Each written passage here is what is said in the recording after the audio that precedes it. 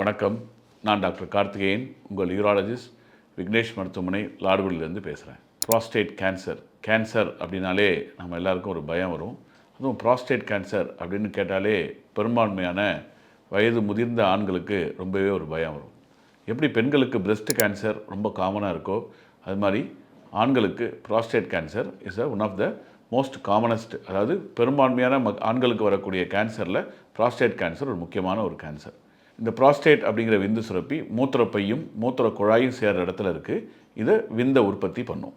ஒரு 45-50 வயசுக்கு மேலே இருக்கக்கூடிய ஆண்களுக்கு என்னாகும், இந்த விந்து பை கொஞ்சம் கொஞ்சமாக வீங்க ஆரம்பிக்கும்.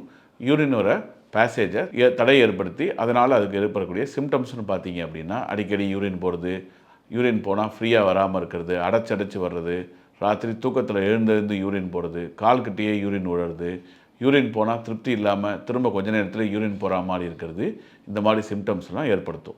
ஒரு சில ஆண்களுக்கு வெறுமனே இது சாதா என்லார்ஜ்மெண்ட்டாக இல்லாமல் கேன்சராக மாறி இந்த சிம்டம்ஸை ஏற்படுத்தும்.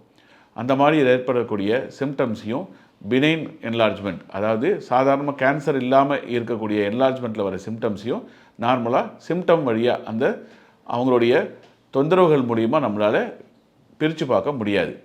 மேற்கொண்டு பண்ணக்கூடிய பிளட் டெஸ்ட், மேற்கொண்டு பண்ணக்கூடிய ஃபிசிக்கல் எக்ஸாமினேஷன், வேறு சில ஸ்கேன் மூலியமாக தான் ரெண்டையும் பிரித்து பார்க்க முடியும். இது கேன்சர்னால் வரக்கூடிய ப்ராப்ளமா, இல்லை வயது முதிர்ந்ததுனால ஏற்படக்கூடிய ப்ராஸ்டேட் என்லார்ஜ்மெண்ட்னால் வரக்கூடிய ப்ராப்ளமாங்கிறத நம்ம பரிசோதனை மூலிமா கன்ஃபார்ம் பண்ணுவோம். அந்த மாதிரி கன்ஃபார்ம் பண்ணதுக்கப்புறம் ப்ராஸ்டேட்லேருந்து சதை பரிசோதனை பயாப்சி பண்ணி அது ப்ராஸ்டேட் கேன்சர் தானா அப்படிங்கிறத உறுதி பண்ணிக்குவோம்.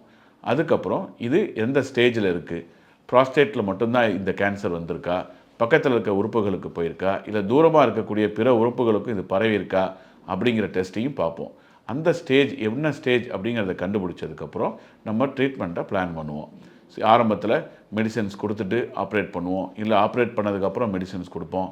ஹார்மோனல் தெரப்பிங்கிற ட்ரீட்மெண்ட் தேவைப்படலாம். வெகு சிலருக்கு ரேடியோ தெரப்பி இல்லை கீமோதெரப்பி கூட தேவைப்படலாம். பட் இன்றைக்கி இருக்கக்கூடிய மருத்துவ சூழ்நிலைகளில், இன்றைக்கி இருக்கக்கூடிய மெடிக்கல் அட்வான்ஸ்மெண்ட்டில் ப்ராஸ்டேட் கேன்சரை கண்டு நம்ம பயப்பட வேண்டிய அவசியமே இல்லை. ஆரம்ப ஸ்டேஜில் இதை கண்டுபிடிச்சோம் அப்படின்னா பரிபூர்ணமாக குணப்படுத்தி நார்மலாக எல்லார் மாதிரியுமே அவங்களால இருக்க முடியும்.